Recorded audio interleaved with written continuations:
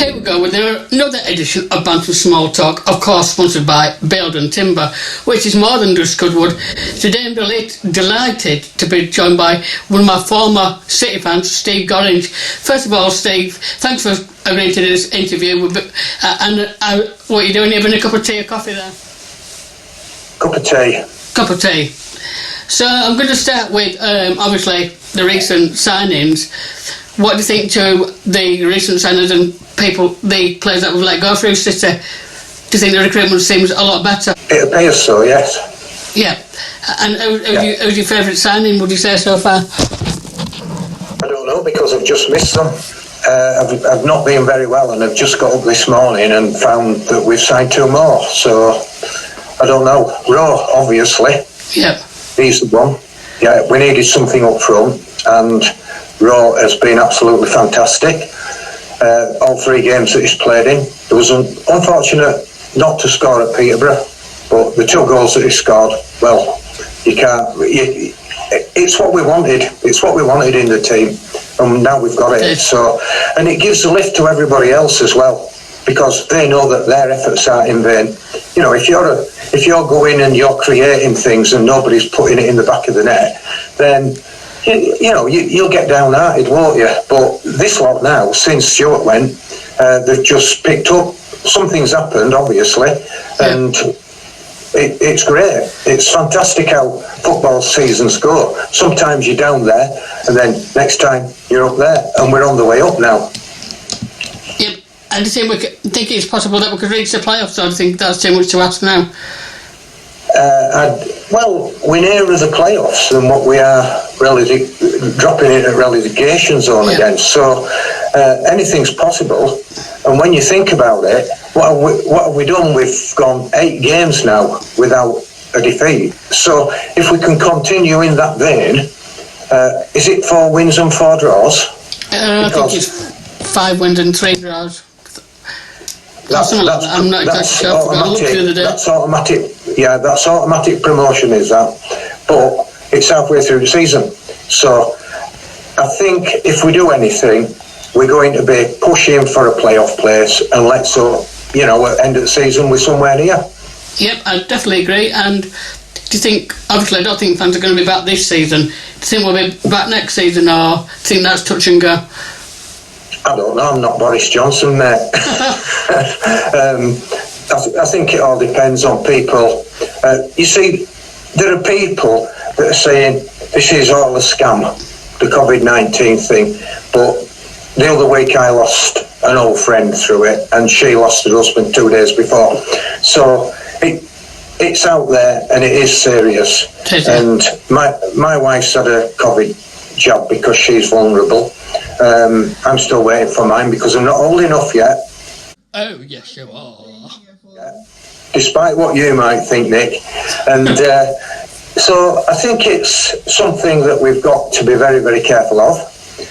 And also, if we just go out to football matches and we just go out without masks on and doing everything, we've really got to do as we're told, I think, and just see that we can ride it out. And with this new vaccine, well, there's about 3 or 4 now on the market, so we might all be inoculated by the end of the season, and let's see how it goes over the summer. Yeah, you're completely right, because I try not to worry about it too much, but sometimes you can't help it. But at the end of the day, you've got to try and be positive. So, yeah, that's it. Just wondering... You've got to be positive. You have. Obviously, you're on Shipley Bantams, and obviously you used to be a part. Are you still doing anything towards that behind the scenes, even though supporters can't, even though we can't attend matches? Is there anything that you're doing to try and keep it going? It's a bit difficult. It's difficult to still interact with your membership without having to ring everybody up. But how can you ring up 170 people or however many people there are? There are people that we saw every week. You'd meet up before an home game even and have a chat. But how can you keep ringing up all those people? You'd be on the phone all day, every day. And some people do ring you and say, how are you going on? There's the internet. We see people on Facebook. We have a bit of a laugh and a joke, obviously. And we can't have meetings, we can't go to games. That's the whole part about this COVID, that it's taken away all the social aspect of life, and you can't talk to anybody unless you're over a garden fence or you're 2 meters away or whatever. So it's difficult, and so we do interact with them. We send them emails out to say we're still here, sort of thing. What we do is, and I can't see it happening at the end of the season, but there's always a Player of the Year awards. Now, that was scrapped last year because we were in lockdown. We're in March or something like that. So we're in lockdown, and so the Friends of Bradford City, who do a fantastic job in actually putting that Player of the Year awards on, they said, right, what are you going to do? Who's your player of the season? And we always fought for one. And last year it was Connor Wood. But we feel that it's wrong that Connor doesn't get his award. So so what we've carried on doing it, because our awards are based on away performances, because on the coach at the end of the game, I always go around and say, right, man of the match. As you know, we've got an 81-seater that we sometimes take, and if that's full, you've got a good selection, for a good base of Bradford City fans that have all seen that game, have all witnessed what's happened, and they'll say, oh, it's so-and-so and it's so-and-so. And so we put all those votes together, and it's a bit like Eurovision. The person in the top, he gets 12 points, and then 10, then 8, and so on. And then at the end of the season, everybody gets another vote for their player of the season. And so we're still doing that. We're still doing it, and people are coming in and saying, I always send an email out and say, right, get your votes in before 6 o'clock on Monday, and we get 40 or 50 votes back. And that's it, because when that email comes back, they'll say, I hope you're keeping well, and then you can interact on the laptop with them in an email form. So you do keep in contact with people, but I feel sorry for some people because they can't get out, they can't do things, and we do miss. I mean, look at your picture now. There's you with Valley Parade behind you, and you miss that. You do miss it. You miss parking your car up at the same place, walking up, crossing road at the same place, wearing your lucky underpants, of course, or unlucky underpants as it was last year, and you buy a bottle of pop or whatever from Felow on Midland Road, and then you get up to Cafe, which is now shut, I think, the one on Manning Lane. But you see people around Valley Parade and you talk, and it's this missing the social side of things. And I don't know about you, Nick, but you're sort of like well known because everybody knows Bantams Smalltalk now, don't they? And do you ever go to Valley Parade and you walk down the street and people say, hiya, Nick? Oh, and yeah, you think, definitely. oh, the bloody hell's that, don't you? And people will say, hi, Steve. And you say, all right, mate. And my daughter will say, who's that? I haven't got a clue. But you do actually miss that, don't you? Yeah. And you miss going to your seat at a certain time, seeing everybody around you, and you miss them. You really do. And I were in Asda in Keighley other week, and I saw a fella that sits 3 rows in front of me, and he looked at me because we like to shout, me and my brother, we like to spur him on, and he don't like us shouting, you see, because my brother swears a bit more than I do, Nick, you see. and he wants to tap my brother with his programme. So, but at the end of the season, I said, will you two shake hands? And now they talk to each other and things like that. So, but you miss things like that. You just miss the banter. Yeah, you miss going on off parade. And you miss the banter going to a match on a coach, the away games, and everybody's telling jokes or making people laugh, and then it's just not real. Yeah. What we're facing, it's just not real. But what I've got to say, the EFL have come up with it, and if you can get onto iFollow and watch the game, I mean, the club gets £8.30 some out of that. So the last game, there were over 2,000 City fans tuned in to watch us win. Yeah. That was the last away game, I think. So the club is still making some money out of the fans that don't. And I'm actually worried. Running a travel club, Nick, people are going to think, well, hang on a minute, I'm only paying £10 to watch it on iFollow. It's £20 for a ticket, it's £20 on coach, then I've got to buy me a meal in pub and a few drinks and things like that. And you think, I wonder if we'll get some people back. Or maybe it'll be, we haven't got enough coaches to take them because they all want to go to games again. And then there's the people that have lost their jobs through this. You know, all shops are shutting. We've seen on news that people are having to close, all the top names. And you think to yourself, well, what are they going to do? If they can't afford to go to a football match, they've got to put food on the table for the kids. True. So what's going to happen when we do get back to football? Our attendance is going to be boosted because they want to go see a game of football, or are they going to drop because people can't afford it? True. We don't know. We'll have to wait and see. We will do, won't we? Well, but talking to go back to Shipley Bantams, do you remember any of the funny moments we had when I came on, like that singing competition? That's I remember you singing Valerie. Yeah. Is that it? Yeah, back at coach, and I think it was Josh Chapman, were it, that was saying back to kitchen. Yeah.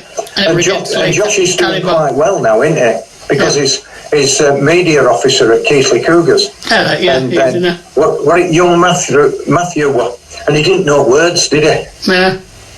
You know, and they were all spurring you on, and then there were another time he got up at front at coach and said, and sang a song, I don't know what that one were about, and somebody said, oh, that young man got a wonderful voice, and I said, as he was like, you know, and the number of characters that you get, there's the ones that sit and they don't talk, and then there's ones that are up and down and they're bouncing about like all kids on back at coach. That's quite funny. We've had some funny moments, and we've had some you know, we always get through problems, don't you? Yeah, because I think I must tell you which way to go. And you went, if you remember that time. Can't remember what game it was. What did you do? I think I tried to give you a shorter route to a game. I told you to go that way, and you said, I'll go where I want. All right, I don't know. I mean, it's... you look back on things that have happened, and you think to yourself, did we really do that? You know, I mean, I remember once going to Aldershot one night, and we broke down at Hemel but there were only 8 of us at that time. We were really, really doing bad. And so we got a taxi from Hemel to Aldershot, and it cost us 90 quid. And, honestly, and we had a television guy, and it was on, I think, Windass and Peter Jackson were on. And it featured this game, you see, and all fans going, well, we dropped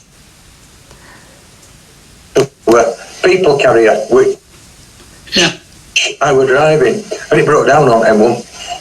And thanks to Pete Nicholson, who's mascot coordinator, and Simon Hartley, you'll know Simon, who's an associate director, they got us back to Hemel where the AAL, RAC or whatever got us back to Bradford. So that were one, and thanks to Mark Lawn, he put some tickets on the gate for us at all the shots. So what we'd have spent on getting into the game, we spent on taxi. So we weren't out of pocket really with it.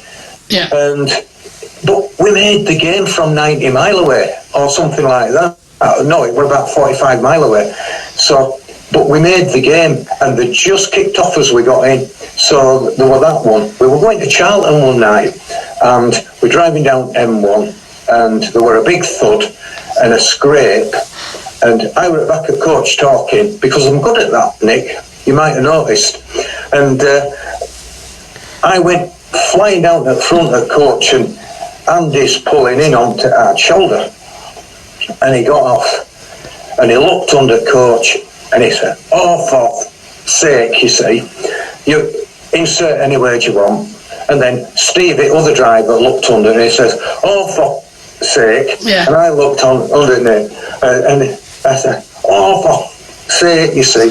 And people are getting off and standing outside at motorway, and Andy got underneath it, and there was a cradle underneath that had dropped onto the motorway, and it held the air tanks of the brakes. So Andy's pushing it back up, and a strap had snapped on it. And if that had been any other drivers, they'd have just called for assistance and we'd have missed game. But then he's holding it up, there's somebody else underneath strapping it up. People were taking leather belts off, and we strapped it all up. And there were two people walking around holding the trousers up all night. But we actually got to Charlton, and it took about 15 minutes to repair. And then there was the one coming back from Millwall, wasn't there, where people were going round and round villages around Oakham because there were a diversion on A1, and we ended up, we spotted diversion sign had been turned round, so we carried on. I got back to Woodbottom Workingmen's Club in Shipley at something like 4:30, and I was just locking gate again after we got out, and somebody rang up and said, "We're still coming up M1." So there were like 30 or 40 coaches driving around all villages in Buckinghamshire or somewhere like that. But it's what happens on your travels. You know, I mean, you go to 23 games plus any cup games. And there's that Mickey Mouse Cup, there's the League Cup, there's the FA Cup, and if you get a season like we once had when we got to Wembley, and and then we got to 6th round, didn't we, at Reading? Well, that was another one. We set off at Reading, and all the club coaches from Bradford City, they put coaches on. They didn't arrive until 20 minutes after, because they weren't. We actually set off in good time, and we were there at about 7 o'clock. But it took nearly an hour to get from M4 to Reading Ground. So you've got to take all that into consideration when you're running coaches. Yeah, you're right. And I don't know I've got a funny question for you. When I moved to Bingley Bantams, how much of a transfer fee did you get from her? Oh, did you let me go on the free? I had to pay them to get rid of you. Did you? Yeah. Yeah, they demanded. Yeah. They demanded threepence, I think it was. All right. It wasn't a lot. Going back to players this season, who would you give it to so far? Obviously, it might change with the new players, but who's your standout player so far from who you've seen? That's a good one. It's based on away games mainly. Yep. We always got some votes for Richard O'Donnell because he kept us in it, especially earlier in the season when we were playing absolutely awful. The usual, the ones that try, Connor Wood, he was another. There weren't any standout players really, because Pawdy and Anthony O'Connor, they were struggling as well. But since Truman and Sellers has come in, it's totally changed, Nick. Yeah. It's totally changed.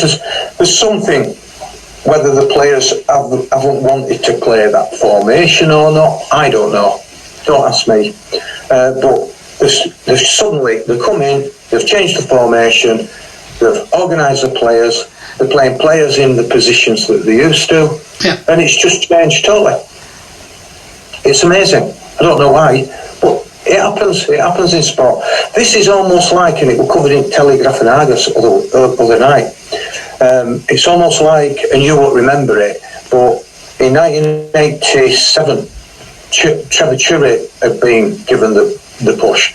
And I remember being stood on cop, and we were 5-0 up against Oldham, and Terry Dolan had just taken over as manager, but it was a youth team coach at Valley Parade. Now what's happened, we've got the academy coaches taken over, and all of a sudden we were 5-0 up against Oldham at half-time in FA Cup, and we're thinking, flipping heck, what's going on here? And at the beginning of the game, all the crowd are chanting Trevor Churry's Bradford Army, because they were annoyed about Trevor Churry being sacked. Because don't forget, up until that point, because we'd only just got back to Valley Parade, we were playing at Leeds Road, Huddersfield, we were playing at Beeston United, and we were playing up at Odsal. And we just got back to Valley Parade, and off we went. So, and then the crowd are chanting Trevor Churry's Bradford Army, and by half-time it's Terry Dolan's Bradford Army.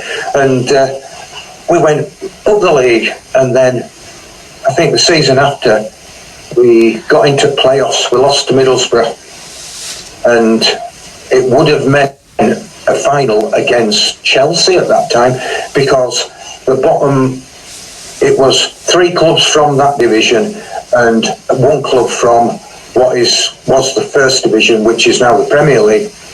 So Chelsea and Middlesbrough played, and I can't remember what the result was. I think Middlesbrough must have won, because we played Chelsea the season after. But yeah, it was weird how somebody that's never coached at this level can suddenly change things round. And I don't know how it happens, but it does. It does. Yep. So, still talking about this, obviously, this season, or other seasons, what's your favourite memory? Would it be the Wembley win, or what's your favourite past memory for favourite game? Ooh, there's been lots. You know, the one that really, have you ever cried with happiness? Yeah, the game. Have you ever cried with happiness? Yeah, at Wembley. Yeah, right, yeah.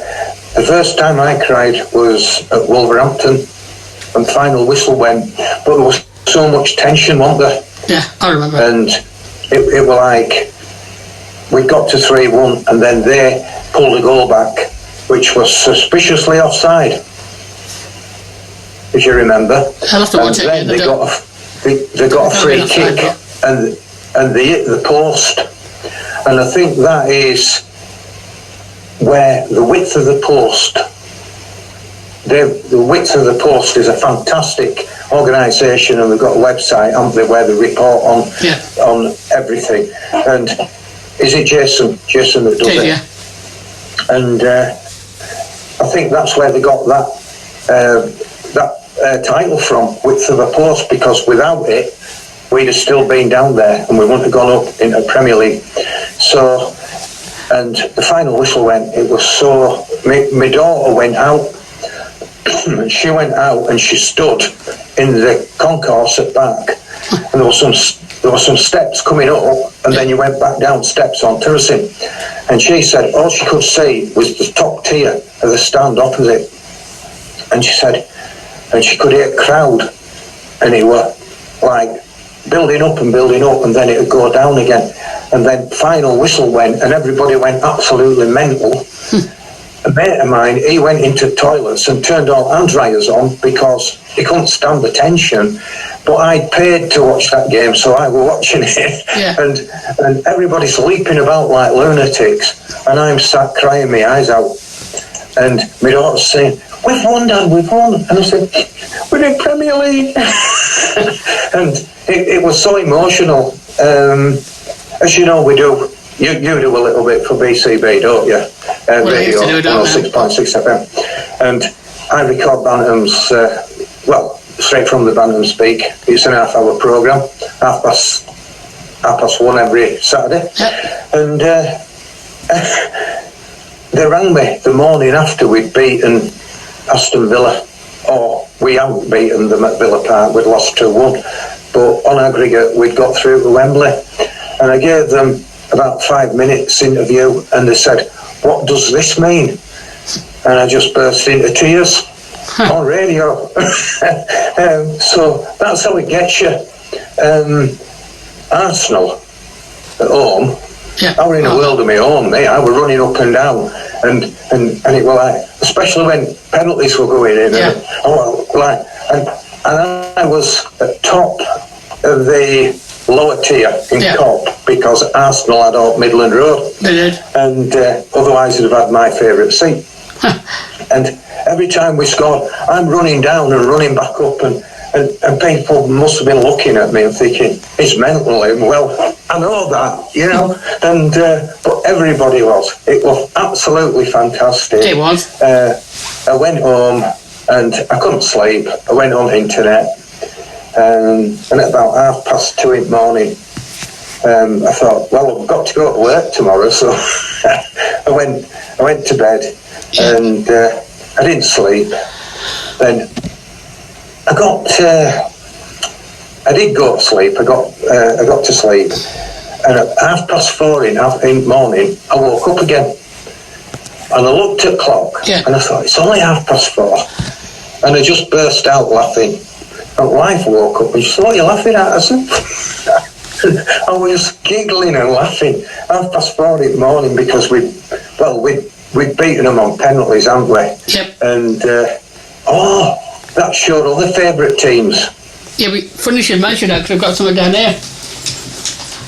See if you recognise this. Yeah, go on. What is it? Oh, Arsenal, yeah. There you go.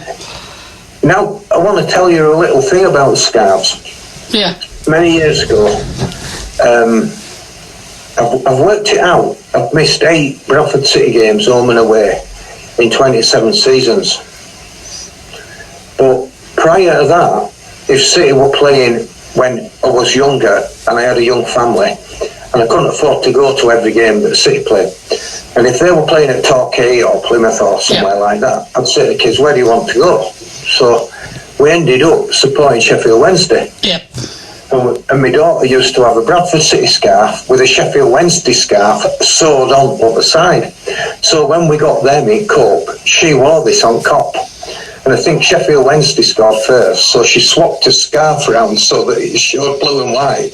And when we equalised, she swapped it round again to show claret and amber. And people were laughing at her, of course, you know, and stuff like that. But it's funny how people have a second favourite team. Yep. So in Yorkshire, it's Sheffield Wednesday for me. I don't know why. I think it's something to do with 1966 Cup final when they lost to Everton 3-2. And then my other favourite team's Liverpool and Barcelona. I don't know why.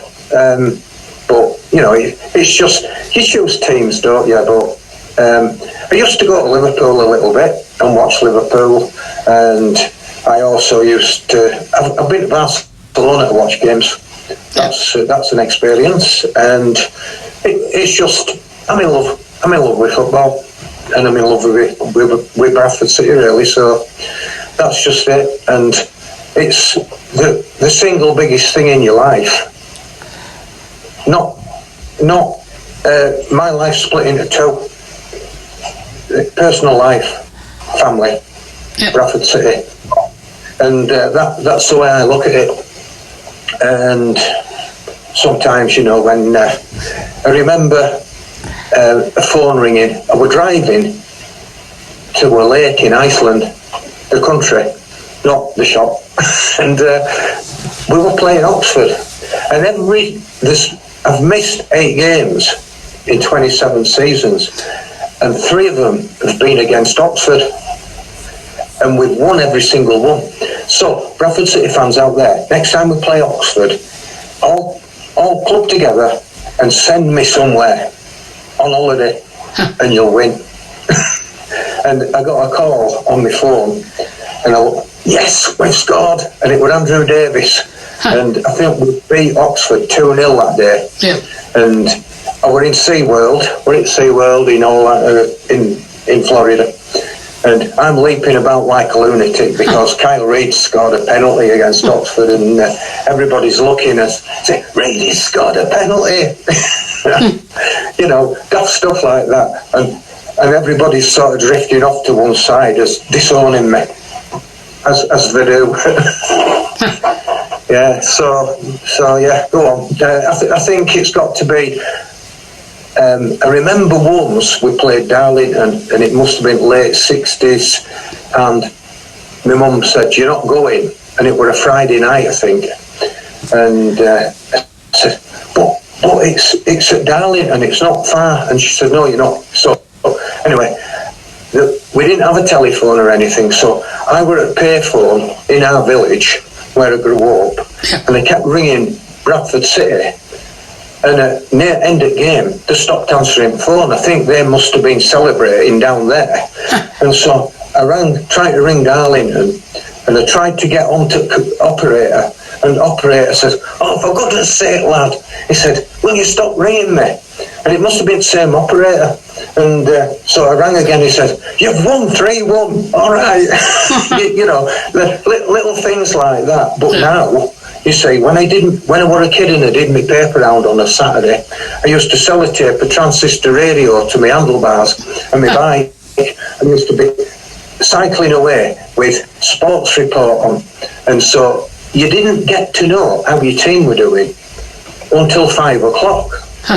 It's not like now where you get a running commentary, or you can go on iFollow, or you can just click on BBC website or any website and find out what's happening within the game. There was no radio coverage of the game. There is now, for what good it is. And, you know, I mean, so I can't listen to a game that Bradford City are playing on a radio. Yeah, same. No, you can't, but you've got to watch it and you've got to see what's going on that green bit in front of you. And it's really, really strange that years and years ago we didn't have all that. And I think trying to get that one over to youngsters these days, it's impossible, because they can walk around with a mobile phone and they can find out anything. I mean, coming back from an away game, somebody will go, "Oh, they're winning," and they're watching a game on the phone. Yeah. Yeah. So it's changed totally. But I think the recent games, obviously, the one at Everton were good, wasn't it? Oh, that one, yeah. Yeah. Chris Waddle scored from 40 yard out and stuff like that. You know, the first Wembley appearance that we ever got, that were brilliant, because we'd got to, and talking about playoffs like you are doing, Nick, we were something like 12th position with 12 games to go and 12 points behind. And on the last game of the season, we played Hull and we got in. And I think Wrexham lost and we won, so we were in playoffs. We lost 2-0 at Valley Parade, didn't we, to Blackpool? Yeah. And we went to Blackpool one night and we beat them 3-0. And coming back on M55, there were a traffic jam to join M6. And there were a copper sat next to me in his car, and he's going, "What's going on?" And then somebody started doing conga down the middle of M5. And copper said, "What's going on?" And I says, "We just beaten Blackpool 3-0. And he went, "Yes." He were a Preston fan, and he puts his two-tones on and he's dancing around on M55 with all City fans. But he policed that really well, because when it all started moving again, he said, "Right, everybody back in your cars." And off we went. And that was fantastic as well. Just to listen to radio coverage next day, and the commentary was saying, and we're at Wembley now, and that was another one when I thought, you know, when it gets you there, it's like, oh yeah, and you can cry with sadness and despair, but when you're crying with happiness, it's fantastic. Yeah, I remember that game, clearly. I remember travelling down in the lot, because I were in my friend's car, and on the back seat, and it had a little thing you pulled down to get in, so you could reach your sandwiches in. A child seat, Nick. I know. Child seat. It was like a thing you could pull down so you can get into the boot. Little gap. Anyway, I remember the sandwiches had fallen right to the back, so I had to climb through this little thing into the boat to get the sandwiches. Yeah, we had fish and chips that night on seafront, but yeah, it was brilliant. Yeah, memories, they'll never fade. I'll just have to go for a few more questions now, sort of fun ones. Do you ever watch Soccer AM? Go on. Oh, well, it's like an either or round, so you've got to name which you prefer out of the following questions. So it's either curry or Chinese.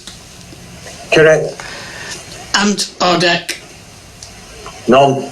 No. Beer or lager? Oh? Beer or lager?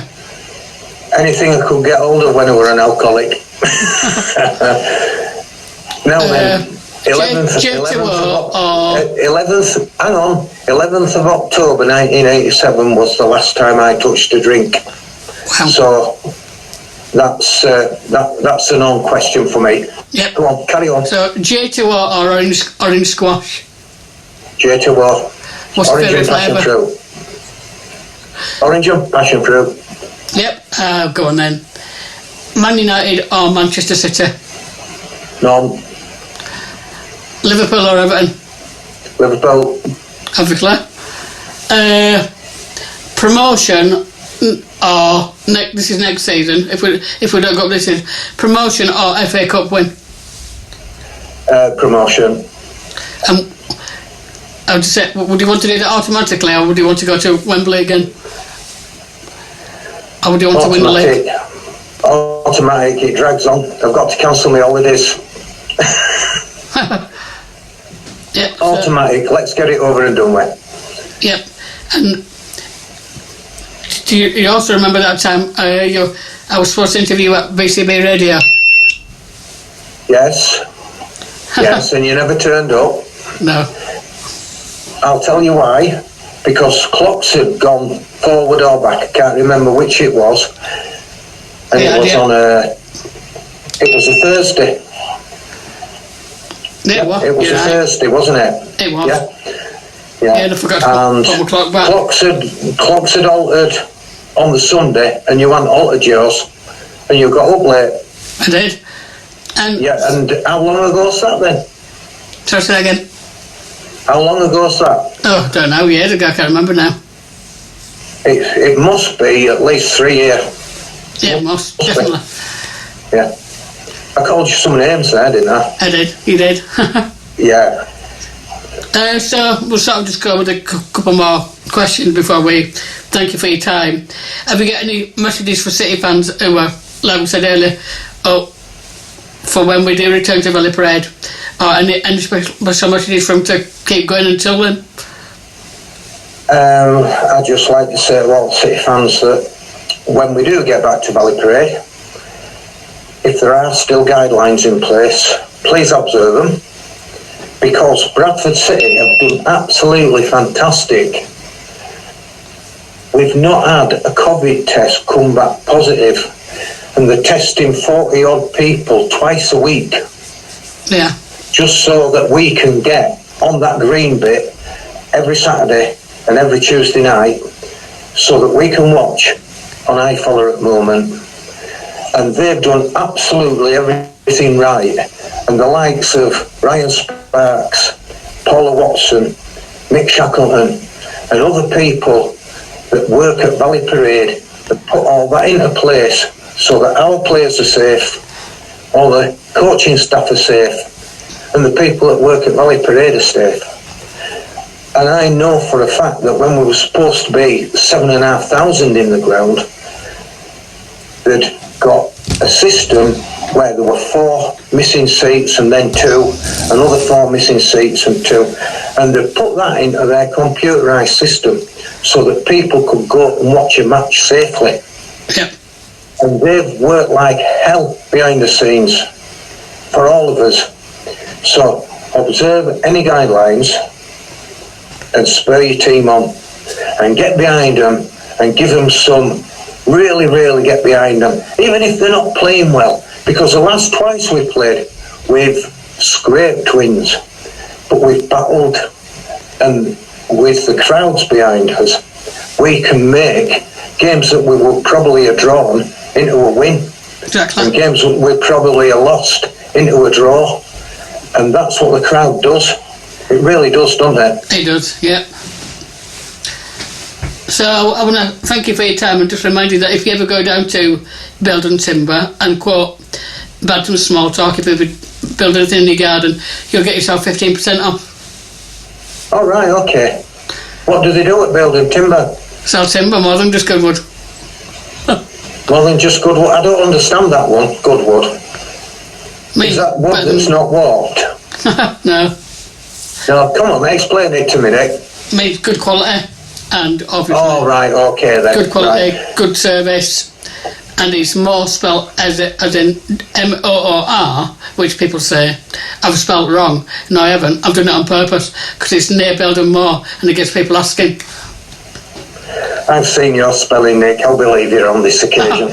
All right then, buddy. So I'll now, obviously, thank you for your time. And what are you going to go and do now? Are you going to go for a walk in the snow?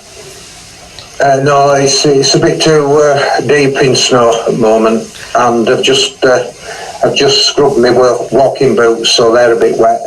So I might just go in other room and annoy wife. All right, okay then. So thanks for your time, buddy, and have a good afternoon. We'll chat later. Okay. Cheers, buddy. Right, great stuff. Okay, Nick. See ya. Bye.